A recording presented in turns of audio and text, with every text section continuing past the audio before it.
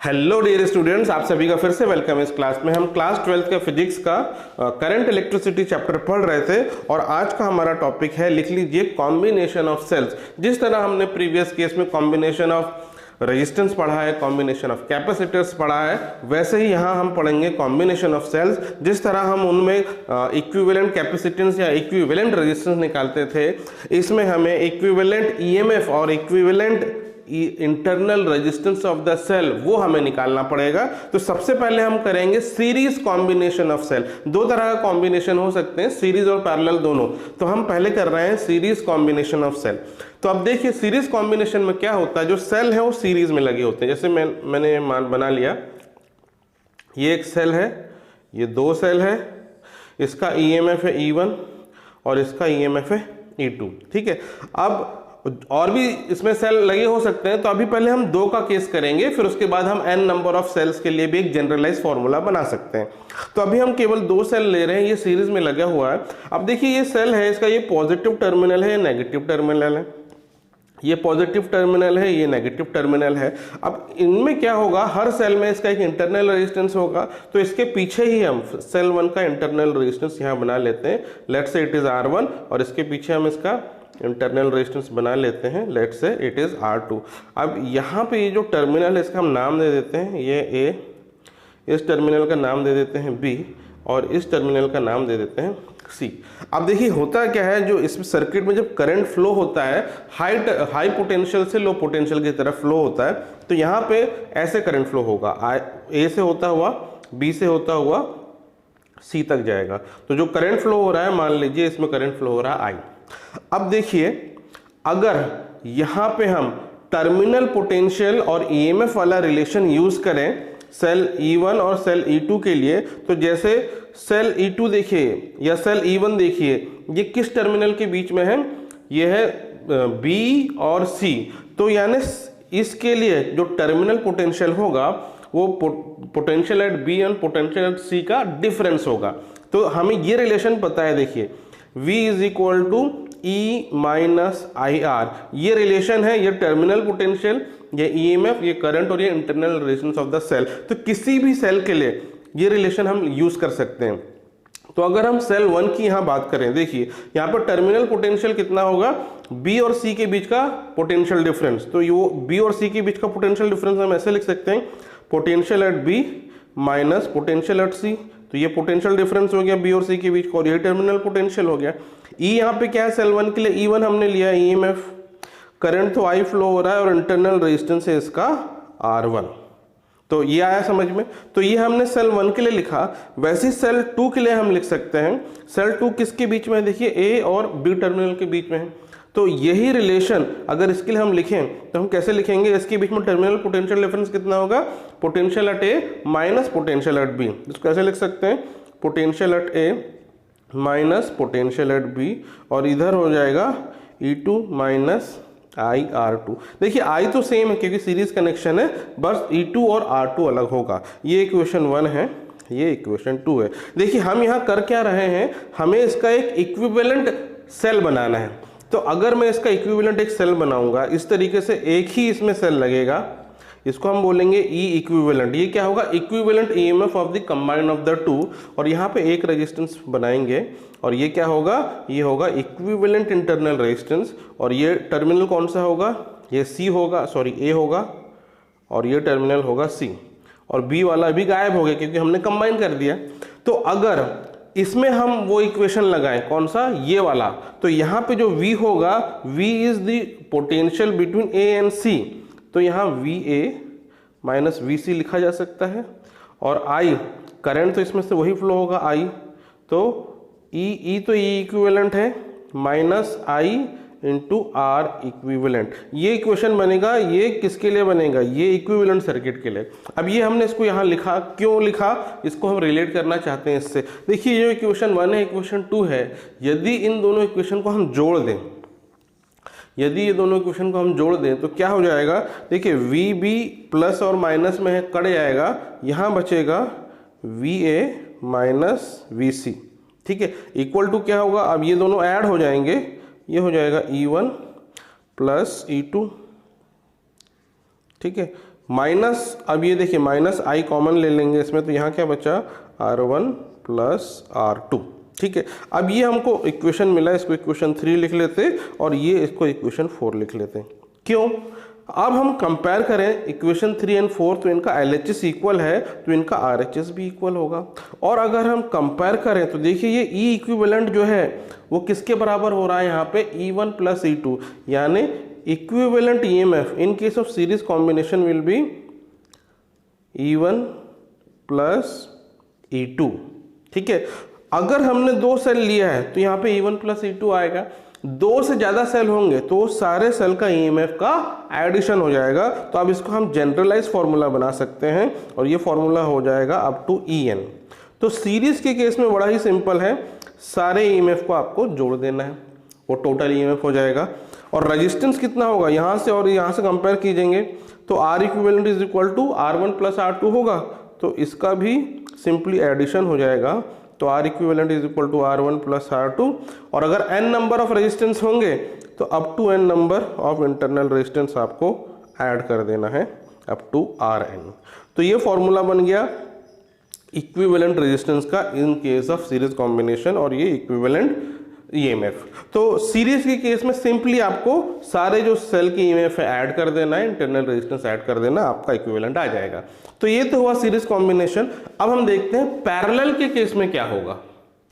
तो ये देखिए यहाँ पे हमने पैरेलल कॉम्बिनेशन ऑफ सेल बनाया, यहाँ पे 2 सेल लिया है। देखिए ये एक सेल है, ये E1 है इसका EMF, ये दूसरा सेल है इसका EMF E2 है, इसका इंटरनल रेजिस्टेंस R1 है, इसका इंटरनल रेजिस्टेंस R2 है। ये इसका पॉजिटिव टर्मिनल, ये नेगेटिव टर्मिनल, ये पॉजिटिव, ये नेगेटिव। देखिए ये टर्मिनल A है, यहाँ से जो टोटल करंट है वो आई जा रहा है। अब क्योंकि ये पैरेलल कॉम्बिनेशन है तो ये डिवाइड हो गया, ये करंट यहाँ पे गया I1 और यहाँ गया I2, और ये I1 यहाँ आएगा और ये I2 यहाँ जाएगा और ये वापस मिलके ये हो गया I, ठीक है। तो ये देखिए ये पैरेलल कॉम्बिनेशन है, 2 सेल हमने बनाया है और इसका फिर बाद में n नंबर ऑफ सेल के लिए भी हम जनरलाइज करेंगे। अब इसका इक्विवेलेंट सर्किट ये है, देखिए इसमें जो है ये इक्विवेलेंट EMF है और ये इक्विवेलेंट रेजिस्टेंस है इस कंबाइंड का। तो देखिए हम यहाँ पे वो रिलेशन यूज कर सकते हैं जो पहले भी हमने किया था। ये इक्वेशन हम लिख सकते हैं इसके लिए। देखिए terminal potential between A and B क्या है, तो टर्मिनल, ये जो है टर्मिनल पोटेंशियल है, A और B जो टर्मिनल है सेल के, ये टर्मिनल पोटेंशियल इनके बीच होगा। तो हम लिख सकते हैं VA माइनस VB, ये टर्मिनल पोटेंशियल होगा और इसकी कितनी वैल्यू है, तो हम मान ले रहे हैं इसकी वैल्यू है V इन दोनों के बीच में। अब पैरेलल कॉम्बिनेशन यहाँ पे, तो दोनों के बीच में पोटेंशियल डिफरेंस सेम होगा।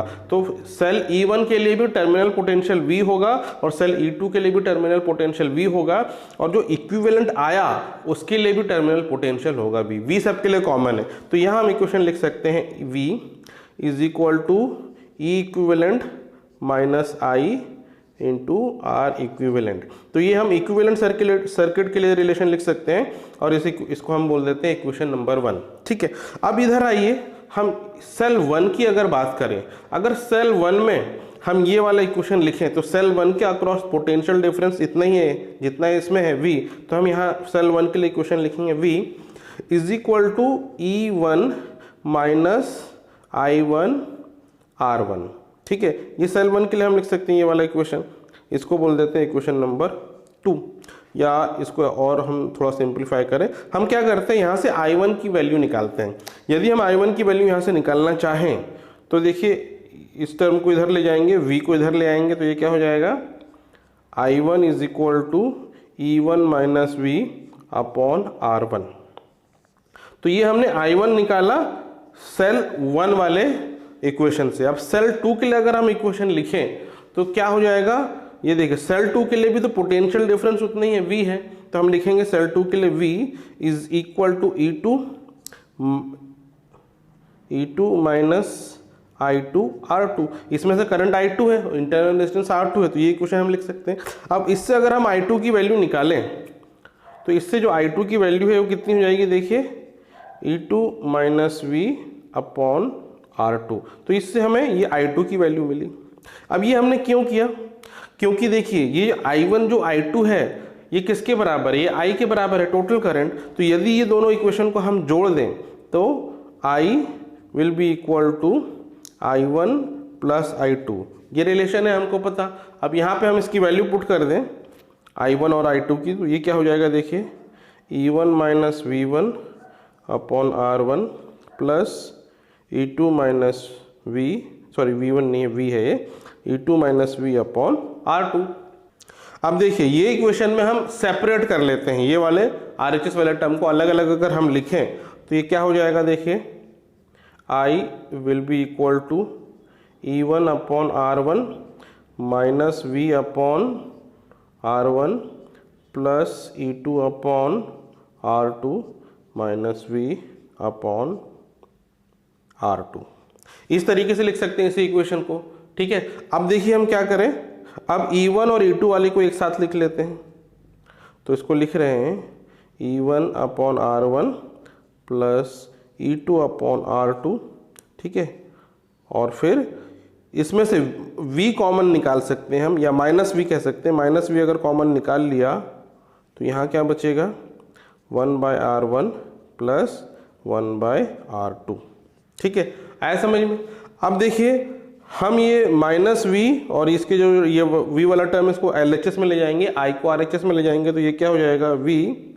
फिर अगर हम इसका LCM ले लें R1 और R2 का, तो ये देखिए क्या हो जाएगा, R1 इंटू R2 और ये क्रॉस मल्टीप्लाई हो जाएगा, तो ऊपर हो जाएगा R1 प्लस R2 और इधर क्या होगा E1 upon R1 plus E2 upon R2, ठीक है, माइनस I, ये हो जाएगा माइनस I, ठीक है। ये I को हम RHS में लेके, अब देखिए यहाँ भी अगर हम LCM ले लेते हैं R1 और R2 का, तो ये जो इक्वेशन है ये क्या हो जाएगा V, इसको हम ऐसे ही लिखते हैं R1 plus R2 divided by R1 into R2।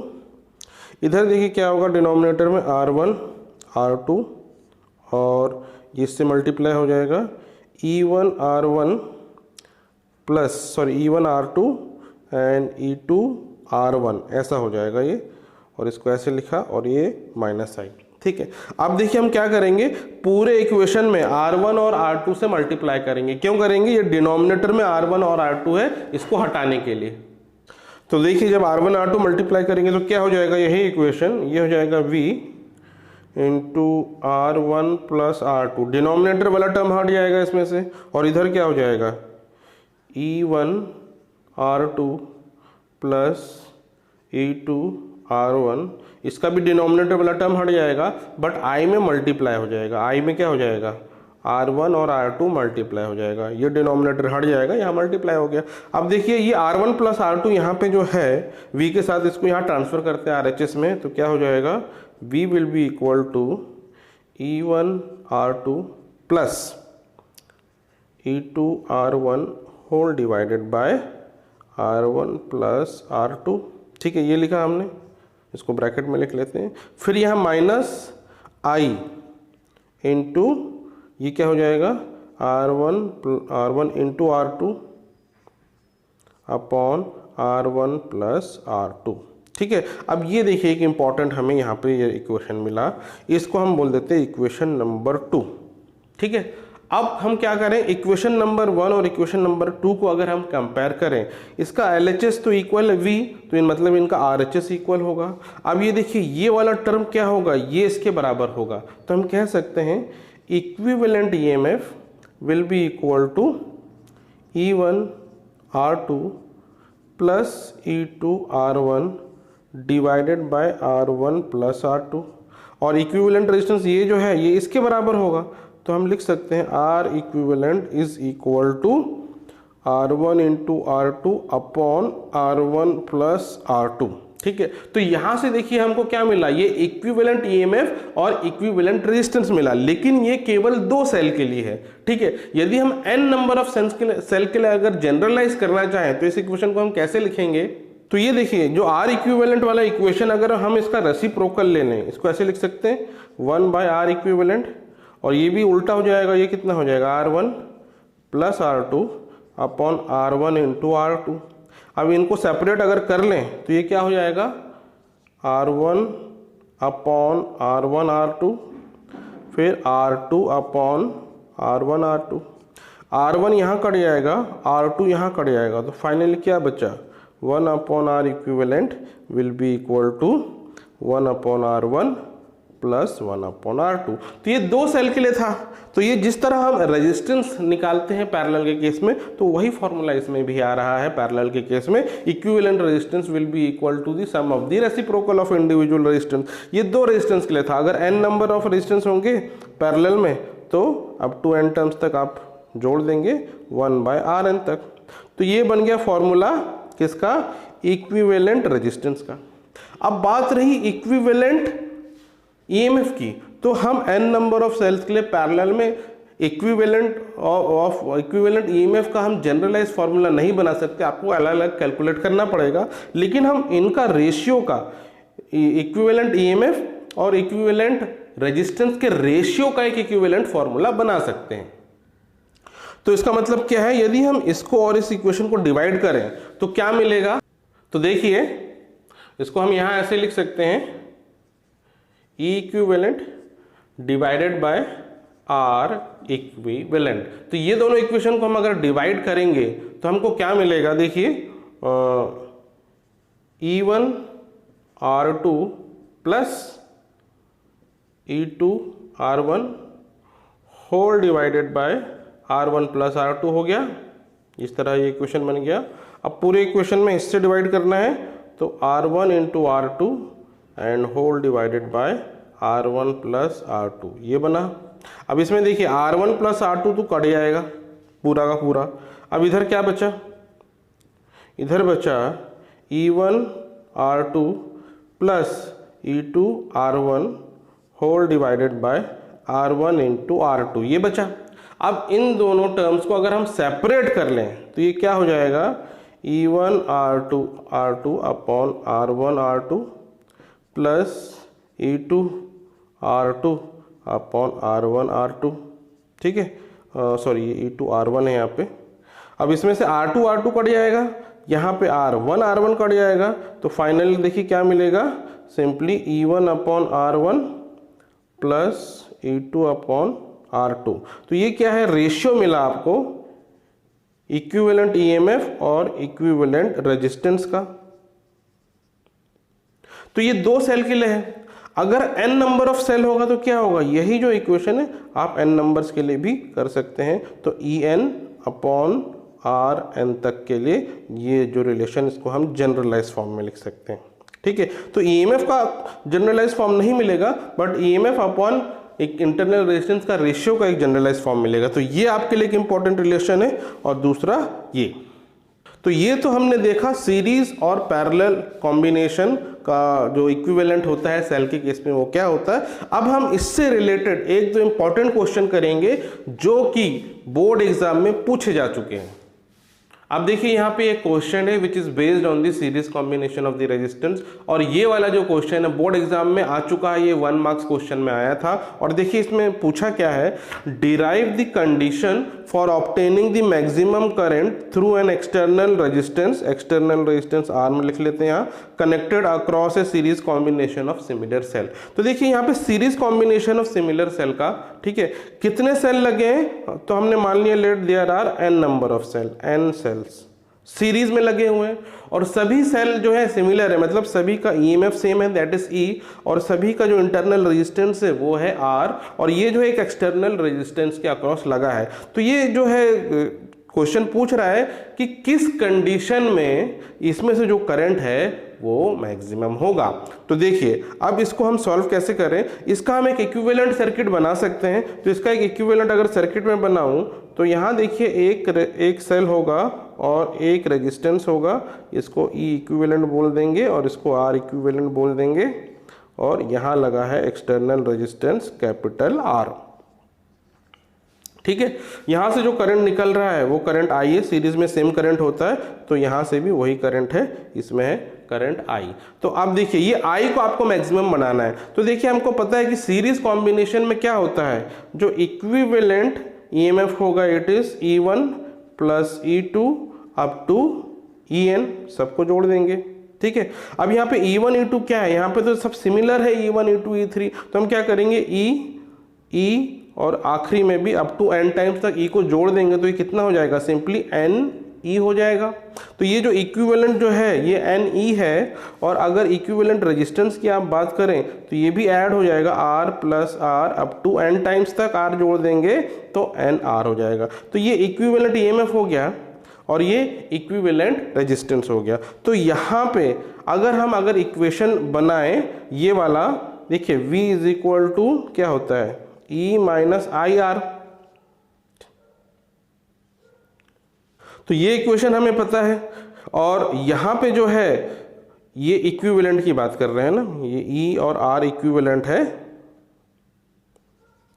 और जो V है V क्या होगा, V is the terminal potential, और टर्मिनल पोटेंशियल के इस रेजिस्टेंस के अक्रॉस जो होता है पोटेंशियल वही होता है। तो V की जगह हम लिख सकते हैं I into capital R, E की जगह हम ये लिख सकते हैं N इंटू ई माइनस आई तो सेम है, और R की जगह आप लिख सकते हैं N इंटू आर। ठीक है, अब ये इसको हम लेफ्ट हैंड में अगर ले जाएं तो I R plus N R ऐसा हो जाएगा, और इधर हो गया N ई। अब इसको आप डिनोमिनेटर में अगर ले जाएं तो ये देखिए क्या हो जाएगा, ये इक्वेशन हो जाएगा I is equal to N E divided by R plus N R. तो ये हमको फाइनल इक्वेशन मिला करंट का। अब ये देखिए इक्वेशन को आप ध्यान से हम देखें, और ये इक्वेशन में हम बताएं कि ये कब होगा मैक्सिमम। ठीक है, तो अभी यहाँ पर बताना मुश्किल है, हम कैसे डायरेक्टली नहीं बता सकते कि ये आई की वैल्यू मैक्सिमम कब होगा। मैक्सिमम तभी होगा या तो न्यूमरेटर बड़ा हो या डिनोमिनेटर छोटा हो। तो देखिए अब इसको हम कैसे एनालाइज करेंगे, तो यहाँ पे हम फिर दो कंडीशन लगाते हैं।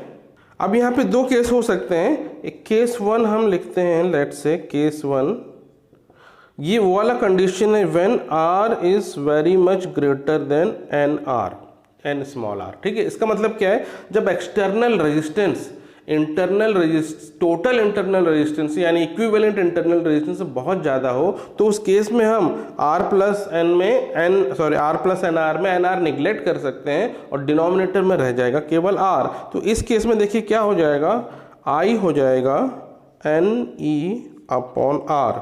जब R बहुत बड़ा है तो हम इसको निगलेक्ट कर देंगे इसके कंपैरेटिवली। अब यहाँ पे क्या हो गया, R तो कांस्टेंट है, E भी कांस्टेंट है, सेल का ईएमएफ कांस्टेंट रहेगा, N चेंज कर सकते हैं हम, नंबर बढ़ा सकते हैं घटा सकते हैं सेल का। तो कुल मिला के क्या हो गया, I is directly proportional to N। तो इसका मतलब ये है आपको जितना करंट चाहिए उतने ज़्यादा सेल लगा लीजिए, करंट बढ़ता जाएगा।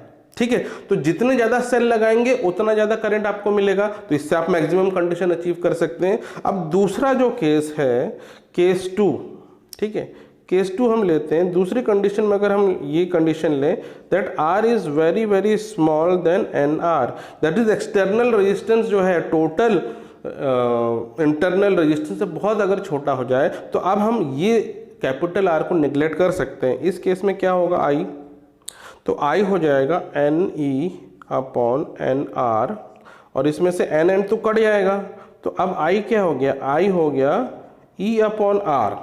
तो देखिए इस केस में I जो है एक्सटर्नल रेजिस्टेंस पर डिपेंड ही नहीं करता है, ये डिपेंड करता है सेल के ईएमएफ और सेल के रेजिस्टेंस में। अब देखिए ये जो वैल्यू है ये है करंट, और ये करंट कितना है, ये एक सेल से जो निकला करंट वही तो है, this is equal to current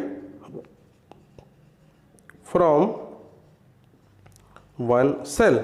तो इसका कहने का मतलब ये है चाहे आप एक सेल लगाओ, चाहे दो सेल लगाओ, चाहे 1000 सेल लगा दो, यहाँ पे करंट कितना मिलेगा, उतना ही मिलेगा जितना एक सेल से मिलता है। तो यहाँ नंबर ऑफ सेल बढ़ाने का कोई मतलब ही नहीं है। तो इस केस में केवल एक सेल से जितना बढ़ाएंगे उतना ही करंट मिलेगा, उससे ज़्यादा करंट मिल ही नहीं सकता आप जितने भी सेल सीरीज में लगा दें। तो कहने का मतलब कंक्लूजन ये हुआ, हम अगर ज़्यादा करंट चाहिए हमें और सीरीज कॉम्बिनेशन है तो वो तभी हम यूज़ करेंगे जब एक्सटर्नल रेजिस्टेंस बहुत ज़्यादा होगा टोटल इंटरनल रेजिस्टेंस से।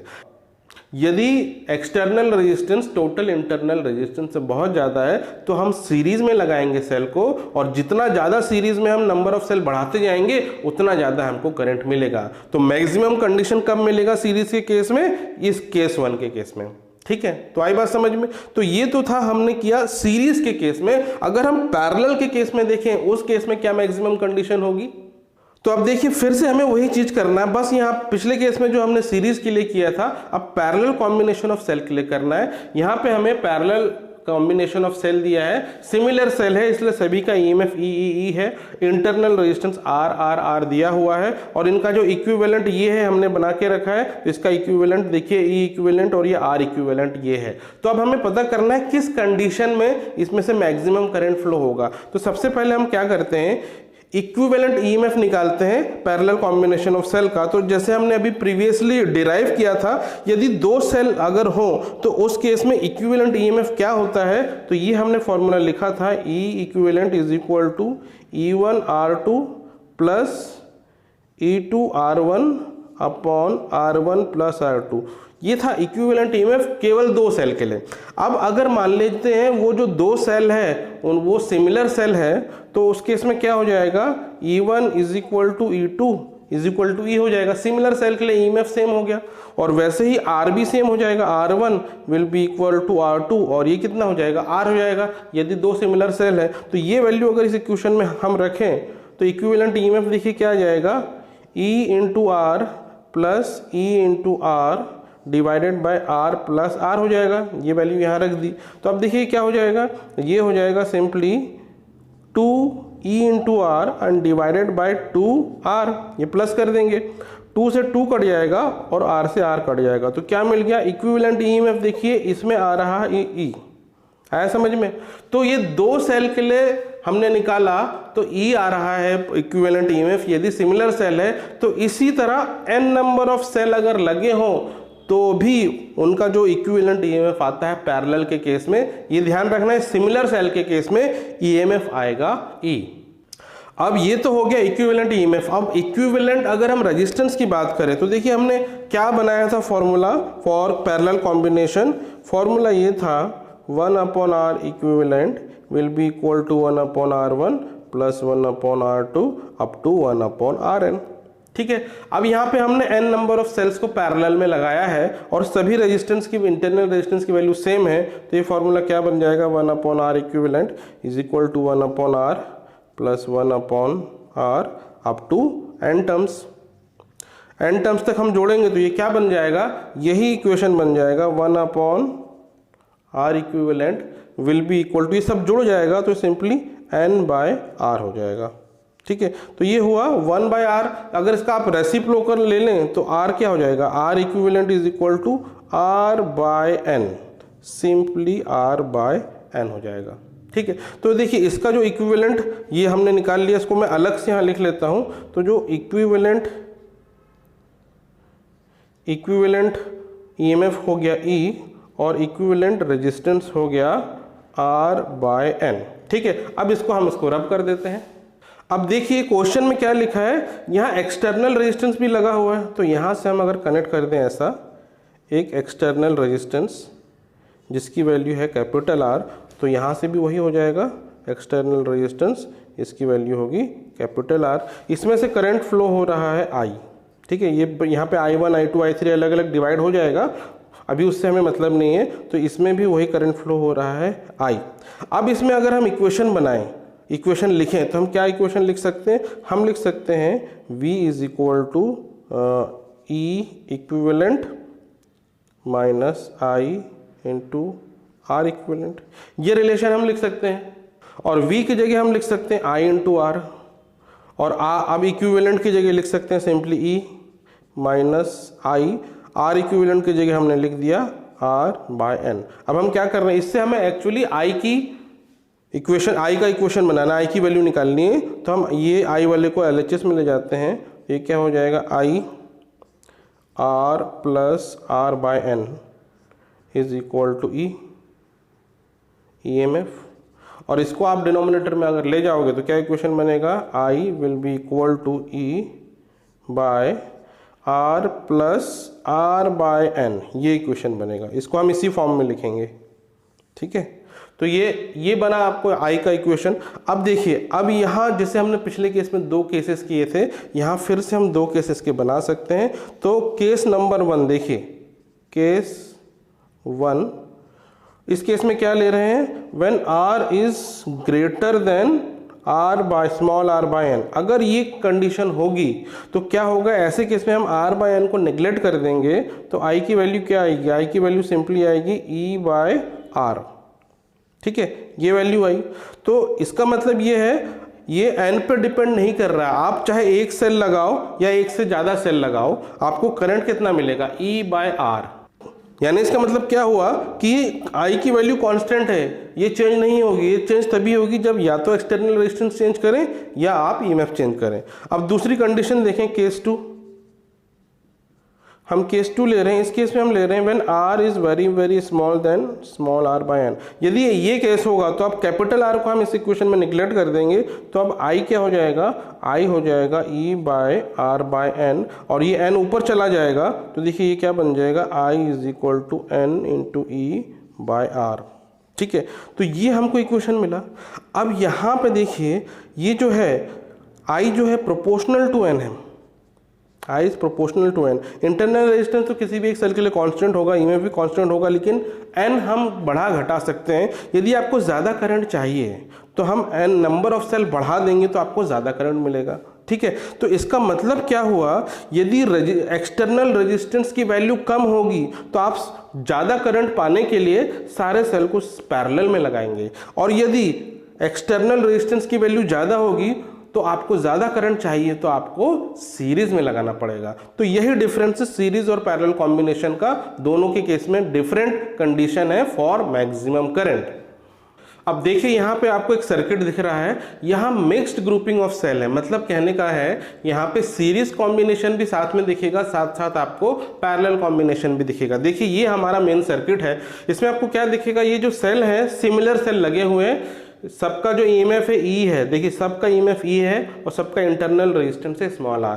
तो यहाँ पे ये सीरीज में देखिए लगे हुए हैं। सीरीज में कितने सेल्स लगे हैं, n सेल लगे हैं सीरीज में।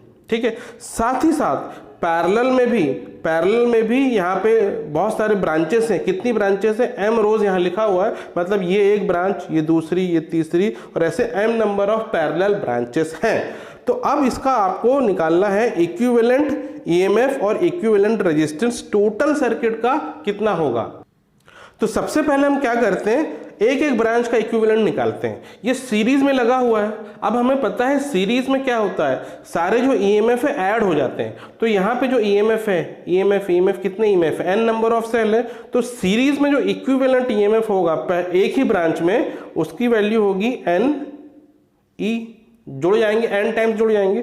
तो और R इक्विवेलेंट होगा, वो भी जुड़ जाएगा, NR हो जाएगा। तो यहाँ पे हम क्या करें, अब ये पूरे की जगह हम केवल एक सेल लगा सकते हैं इस पूरे ब्रांच में, इस तरीके से एक सेल लगा देंगे, और इसकी जो वैल्यू है EMF की वैल्यू कितनी हो गई, NE हो गई, और यहाँ पे जो रेजिस्टेंस है ये हो गया NR। ठीक है, अब देखिए दूसरा ब्रांच भी सिमिलर है, तो इसको भी हम हटा सकते हैं, और इसकी जगह भी क्या होगा, यहाँ पे जो EMF हो गया N इंटू E हो गया, और यहाँ पे जो रेजिस्टेंस हो गया N इंटू R हो गया। ठीक है, और इस तरह सभी ब्रांच के लिए हो जाएगा। तो कितनी ऐसी ब्रांचेस है, N ब्रांच हैं, तो N ब्रांच के लिए सभी जो है EMF है NE और रेजिस्टेंस जो है NR है। अब कितनी ब्रांचेस है, M ब्रांचेस है इसमें। अब हमको पता है, इसके प्रीवियस केस में डिस्कस किए थे हमने, अगर इक्वल EMF वाले सेल हैं, इक्वल रेजिस्टेंस, इंटरनल रेजिस्टेंस वाले सेल हैं, तो पैरेलल कॉम्बिनेशन का जो EMF होता है, इक्विवेलेंट EMF, वो चेंज नहीं होता, वो उतना ही होगा जितना एक का है, यानी NE। तो अब इक्विवेलेंट, इसका इक्विवेलेंट जो सर्किट ये बना, यहाँ पे जो इक्विवेलेंट है E equivalent will be equal to N equivalent. ठीक है, तो इक्विवेलेंट N इंटू E है, तो इक्विवेलेंट EMF तो हमें ये मिल गया। अब इक्विवेलेंट रेजिस्टेंस अगर निकालना चाहें तो इसके कॉम्बिनेशन का, पैरेलल कॉम्बिनेशन का, तो देखिए अब क्या होगा, अभी मैं इसको यहाँ से हटा देता हूँ। अब हमें फाइनल यानी टोटल R इक्विवेलेंट निकालना है, तो ये क्या होगा, 1/R1, R1 कितना है NR, 1/R2 यानी NR। कब तक करना है, M रोज है, ठीक है, M रोज है, तो यहाँ करना है हम तो अप टू M टाइम्स, तो M टाइम्स आप जोड़ देंगे जब इसको, तो यही इक्वेशन क्या बन जाएगा, ये बन जाएगा M/NR। ठीक है, अब ये तो 1/R इक्विवेलेंट हुआ, तो R इक्विवेलेंट कितना होगा, ये सिंपली हो जाएगा एन आर अपॉन एम, ये मिल गया आर इक्विवेलेंट इस टोटल सर्किट का। तो ये मतलब इस टोटल सर्किट का ये जो आर इक्विवेलेंट है यहाँ पे, ये एक्चुअली जो इसकी वैल्यू है ये आ रही है एन आर बाय एम। ठीक है, अब यहाँ पे देखिए इस सर्किट में, इक्विवेलेंट सर्किट में करंट फ्लो हो रहा है आई। यदि हम यहाँ पे आई का इक्वेशन बनाएं तो देखिए क्या बनेगा, क्या इक्वेशन आएगा। तो हम ये लिख सकते हैं E equivalent is equal to I into R equivalent plus R, ये हम लिख सकते हैं।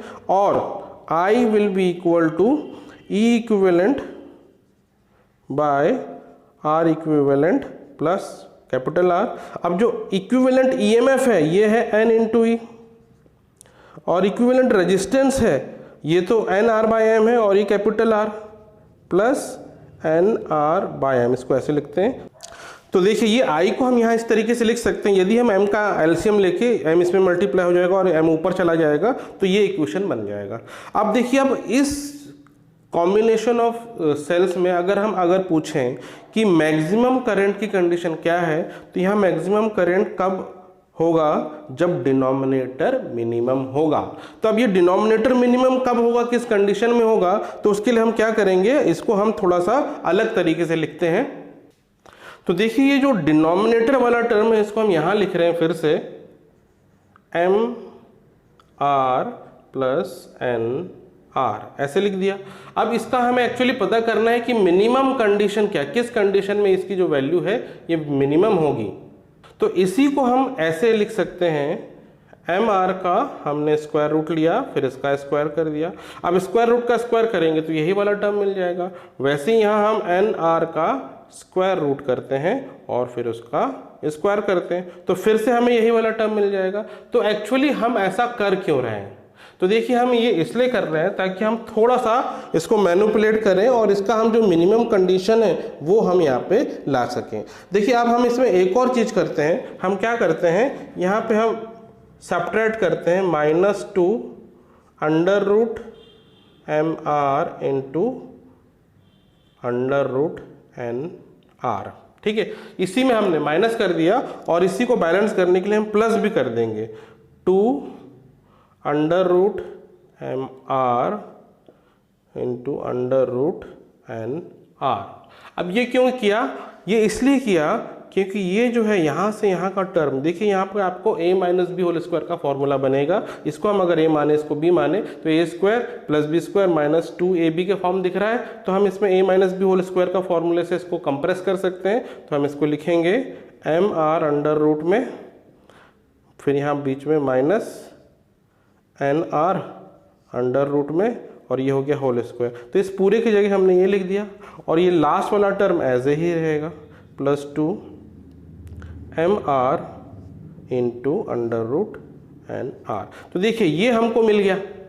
अब यहाँ पे देखिए ये एक्चुअली ये है, हमको इसकी मिनिमम कंडीशन पता करना है। तो ये जो पूरा एक्सप्रेशन है ये मिनिमम कंडीशन में तभी होगा जब ये वाला टर्म मिनिमम हो जाए। देखिए ये वाला तो क्या है, टर्म मिनिमम होने की प्रोबेबिलिटी कम है, आप ये जो है कुछ ना कुछ इसकी वैल्यू आएगी, लेकिन यहाँ पे यह नेगेटिव टर्म आ रहा है। तो यहाँ पे नेगेटिव होने की वजह से ये मिनिमम इसकी वैल्यू आ सकती है। अब क्योंकि ये परफेक्ट स्क्वायर है, कोई भी नंबर जो स्क्वायर वाला है वो नेगेटिव में तो नहीं होगा, लेकिन इसकी जो मिनिमम वैल्यू क्या हो सकती है, इसकी मिनिमम वैल्यू हो सकती है 0। अगर ये ब्रैकेट वाला पूरा टर्म 0 हो गया तो ये जो इक्वेशन है M R plus N R will be equal to this much, और यही इसकी मिनिमम वैल्यू है। और इसके अलावा इसकी और कोई भी वैल्यू होगी वो पॉजिटिव ही होगी, तो इससे तो बड़ी ही होगी, इन दोनों को ऐड कर देंगे तो इसका मतलब क्या हुआ, जब ये मिनिमम होगा तो यानी 0 होगा तब ये मिनिमम होगा। तो हम लिखें under root M R minus N R will be equal to 0। जब ये 0 होगा तभी वो मिनिमम होगा। अब देखिए हम इसको ऐसे भी लिख सकते हैं under root M R will be equal to under root N R, ये दोनों इक्वल हो गए। अब दोनों का स्क्वायर रूट हटाने के लिए दोनों तरफ स्क्वायर कर देंगे, तो ये क्या हो जाएगा M R is equal to N R, और कैपिटल आर की वैल्यू हो जाएगी एन आर अपॉन एम। ठीक है। तो ये देखिए एक हमें एक कंडीशन मिली, यदि एक्सटर्नल रेजिस्टेंस इसकी वैल्यू NR/M के बराबर होगी तो जो पूरा जो सर्किट है उसमें जो है करंट आपको मैक्सिमम मिलेगा। क्यों? जब ये डिनोमिनेटर मिनिमम हो जाएगा तो ये I की वैल्यू मैक्सिमम हो जाएगी, और ये इस केस में मैक्सिमम कंडीशन ऑफ करंट है। तो आई होप अब आपको कॉम्बिनेशन ऑफ सेल के काफ़ी सारे जो कॉन्सेप्ट समझ में आ गए होंगे। हालांकि ये थोड़ा सा कॉम्प्लिकेटेड होता है, तो इसको थोड़ा सा आप रिवाइज कीजिए एक बार फिर से, जो डेरिवेशन वाला पार्ट है, और इसके ऊपर जो क्वेश्चन है वो भी हम करेंगे, बट इस वीडियो में नहीं, उसको नेक्स्ट वीडियो में करेंगे। So that's all for today's lecture. Take care of yourself and have a nice day.